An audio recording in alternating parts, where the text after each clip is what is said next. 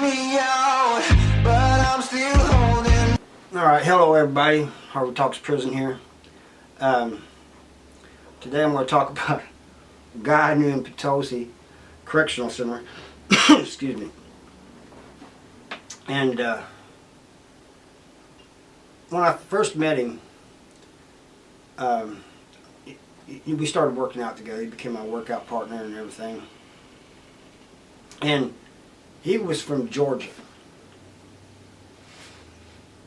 And what happened was him and another guy escaped from a Georgia prison. And on the way up here, they broke into this house. An elderly couple was in there. And they tied him up to a chair. And I think, according to my workout partner, his partner at the time hit the old man, punched him or something. I don't know what he did, but anyway, he said we got in an argument over that. Anyway, they came on up to Missouri. They're in a trailer. They get surrounded by cops, and they have a shootout with the cops. And eventually, according to him, his partner puts a white t-shirt on a stick and sticks it out the window to, saying they wanted to surrender. And so they ended up surrendering. He said, I really wasn't wanting to surrender, but he did. So anyway, his name was Roy. I can't remember his last name. And he's a little short guy. But we didn't, like I said, we worked out together, and sometimes at Potosi they had these video games in the gym, and then one housing unit, the honor housing unit, but I wasn't in that one. But we'd play those video games once in a while. And then one time we went out, I was wanting to work out, but he wanted to smoke one. So we did. That night I got dropped on. This is all building up to something. But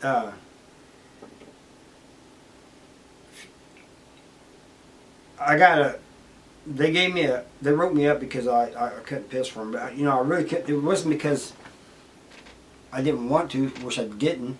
It was because the guy was like right down there on my thing, and I mean, he got like 6 inches from it. But I was wondering why they dropped on us that night, and about a month later, a guard's escorting me over to medical, and up in the tower there was a woman. She had like this bullhorn thing sticking out, and I said, what is she doing? He goes, she's trying to see if we're talking and she's going to listen to our conversation. I said, what? He goes, yeah. When we're in the tower, he said and people are on the yard, we scan the yard and we pick up conversations. Anyway,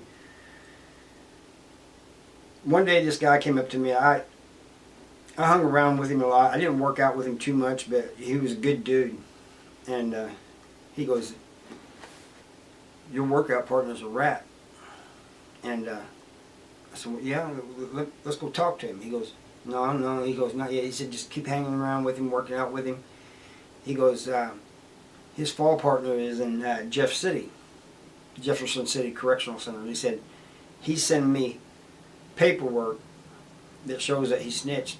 And we'll just wait till it gets here, because he said, I'm just going by what he says, and we can't do that. And I said, yeah, that's true. I said, but we could have at least asked him about it, right? He goes, no, let's don't do it like that. Let's just wait until the paperwork comes in. Well, a couple of weeks it did. And he came right to me and he showed it to me. And I was like, man. And basically what happened, I don't know who stuck the white t-shirt out, asking for surrender at that shootout. But Roy was saying that he was the one that stuck the shirt out in this statement that he wrote to the cops. This confession, he said he was the one that stuck the shirt out, and he was trying to get his partner to give up.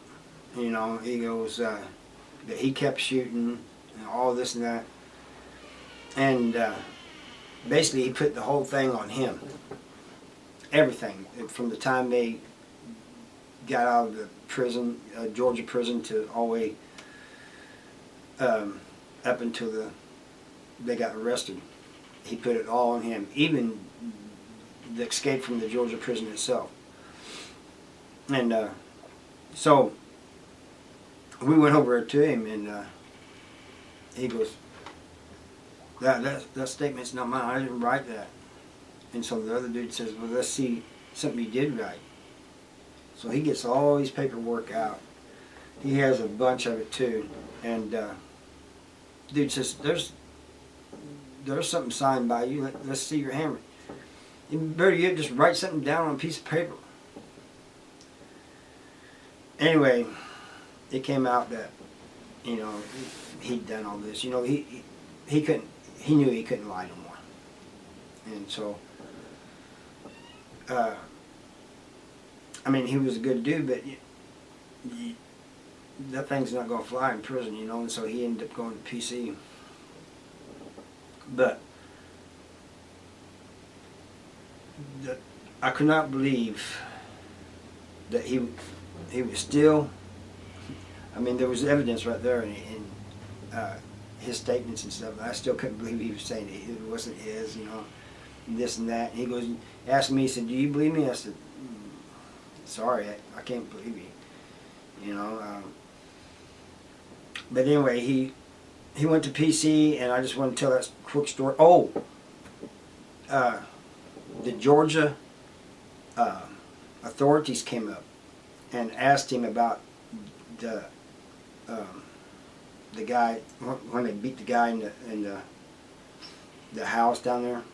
You know, remember he said his partner did it, and he got on to him about it. Well, they came up here talking to him about it, and because the old man died, and they was giving him another murder charge. And Roy comes back and tells me, you know, he said, yeah, there's questioning me about that, and he goes, I don't know how they can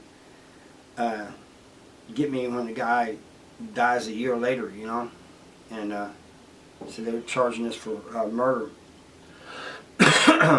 But I'm willing to bet that he was out there telling him my partner did it and all this and that, you know. I almost guarantee he was. But anyway, that's all I got for you. Thank you for watching, and see you next time. Bye.